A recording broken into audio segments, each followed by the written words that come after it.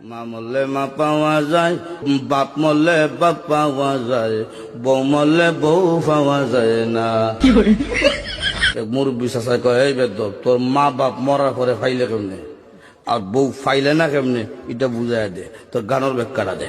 চাষা, আমার বাবা যেদিন মারা গেল, তুই আমার মাথার মধ্যে হাত দিয়ে কুসলেন, কান্দিস না রে বাবা, তোর বাবা মরলে তো কি হয়েছে, আমি তো আছি। আরো কিছুদিন পরে আমার মা মারা গেল।